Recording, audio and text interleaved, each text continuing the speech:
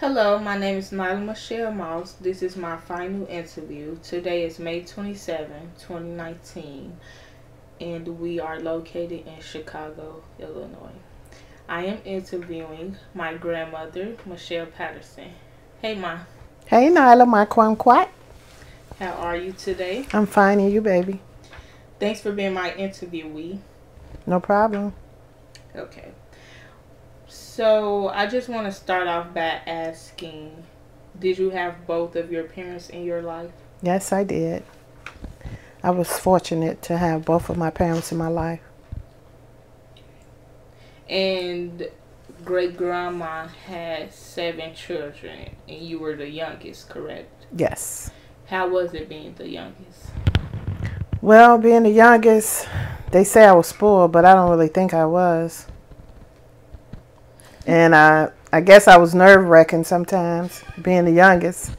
Malison.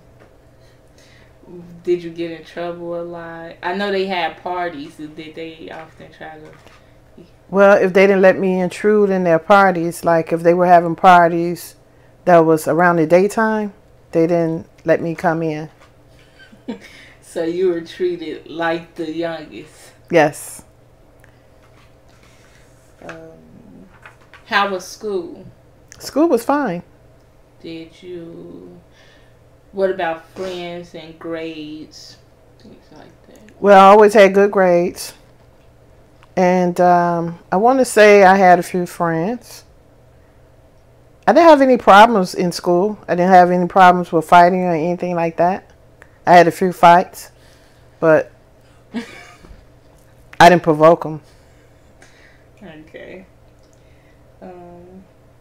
So, how did you feel when you were pregnant? How did you feel when you first found out you were pregnant? I was surprised. I was happy. I was devastated because I was young. I was 18 at the time, and then I had my baby when I was 19. But everything worked out. I was fine. Did it change? Do you feel that it changed you as a person? Well, of course it did.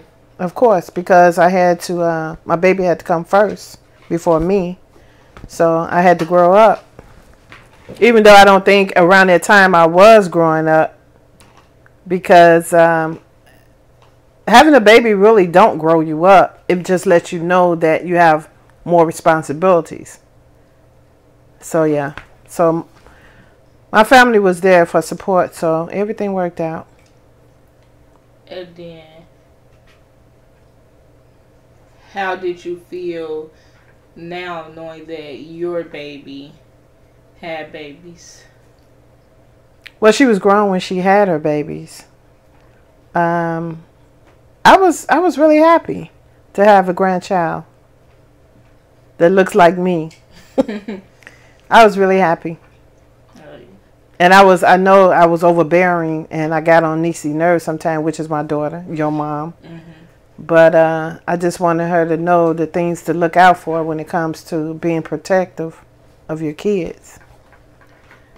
Speaking of grandchildren and being protective and knowing I had sickle cell, me and my siblings, did that make you like very cautious of certain things that would happen when I was younger? If I was always crying, did you know the difference?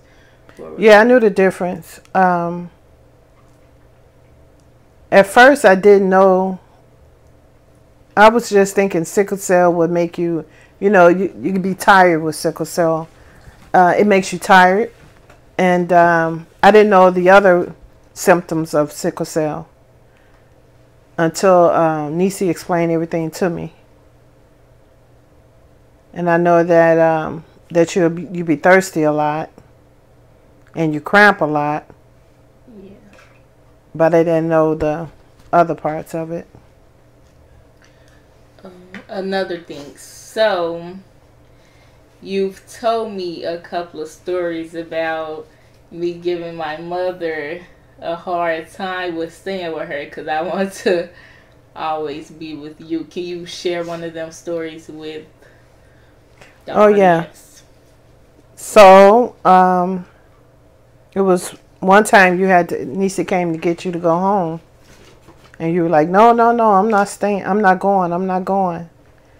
And then you started hollering and screaming. And I was like, what can I do now? I mean, wow, that made me feel, I don't like to see you all cry. So that made me feel bad. And so Nisi had to keep you away from me for a couple of weeks.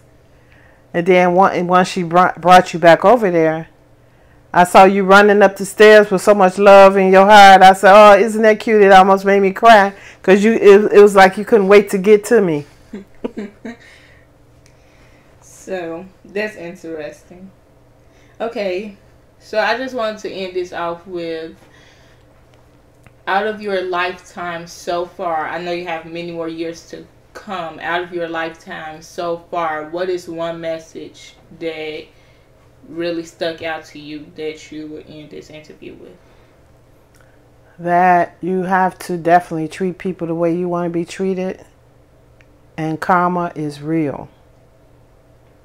So if people think that what they give out is not going to come back, they're very lost, because it definitely will come back.